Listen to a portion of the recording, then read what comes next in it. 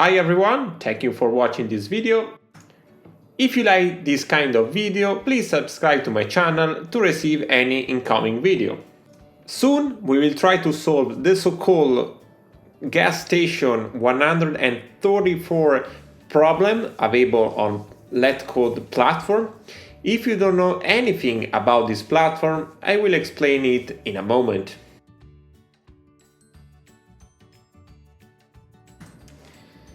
LeetCode is a very famous platform where developers can improve their own skills about data structure and algorithm.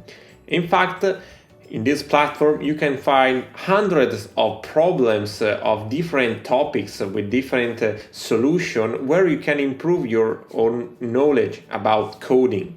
It is very important, this platform, also for developers who want to find a new job, because you can train in a coding interview. What is a coding interview?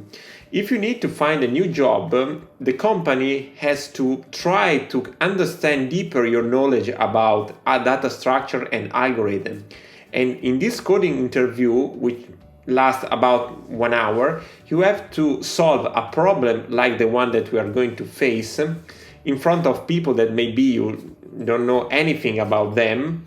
In this case, you'll be nervous, you'll be stressed, and the best solution is try to solve as many problems as you can previously before your coding interview.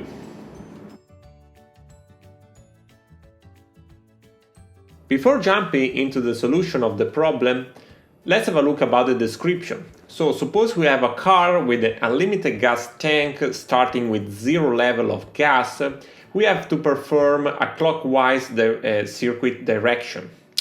We have two input arrays, gas and cost, which represent the following information. In the gas array, we can find the amount of gas that we can have or refill our car at each index. So in this case, at index number 3, we have 4 levels of gas that we can refill our car. Whereas in the cost array, we can find the amount of gas which is required to move our car from a specific index to the next one. So in this case, from move our car from index number 3 to number 4, it is required a level of 1 gas. It is required to calculate the starting gas station where we can travel around the circuit once in the clockwise direction, otherwise we have to return -1. Keep in mind that if there is a solution, it is guaranteed to be unique. Let's have a look about test, and this is not just a trivial part, but it is very important because we can understand deeper about the problem, but also in the real life of coding. Before writing any line of code, it is fundamental to keep in mind to write well code, and the best way is try to test or create a test for our new code. So in example number 1, we have this following inputs array, and in this case the output must be 3 because 3 is the index where we can start our journey across the multiple gas station, and we can reach again the 3 index gas station. Whereas in example number 2, there is no way to return to our starting index for each index. So both if we try from 0 up to 1 up to 3, there is no way we can reach again the same starting index. In this case, the output must be -1. From this test, we can detect some very important information that we can translate into coding.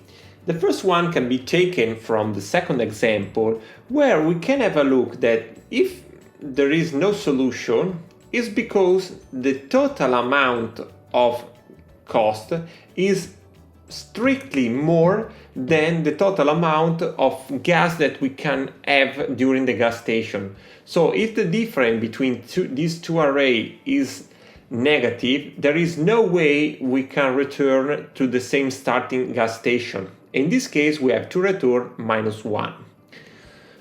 In the positive case, we have to take in account the state about the uniqueness of the solution.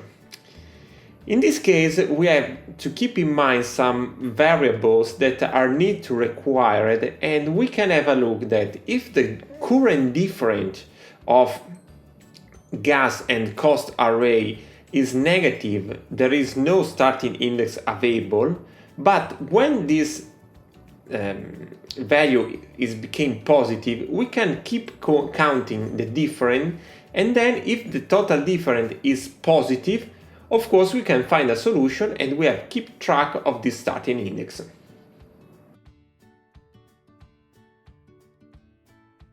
Now we are finally ready to write some line of code in order to provide a solution. In this case, we will use the programming languages Java, but of course you can use the logic part that we have already finished with another languages such as Python or C++ or whatever language you prefer. Of course, we need to create some variable like, of course, the starting index that start, of course, from 0, and then we have to keep track about some variable like the current difference between the gas and the cost, and of course the total difference of gas and cost array. Then we have to iterate over the array. In this case it is both equal, like gas and cost signs are the same length, there is no problems.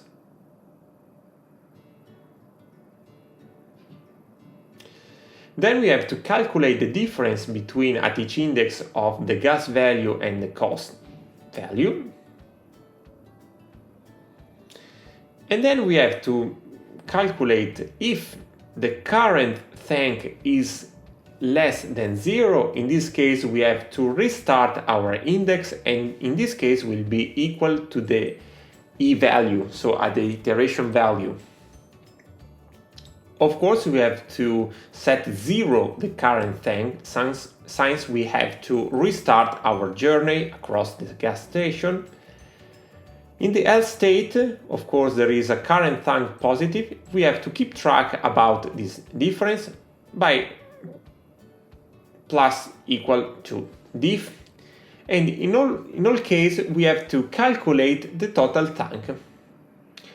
At the end, the iteration, we have to state that if the total tank is less than 0, there is no solution, so we have to return -1. In the other case, of course, our starting index will be output.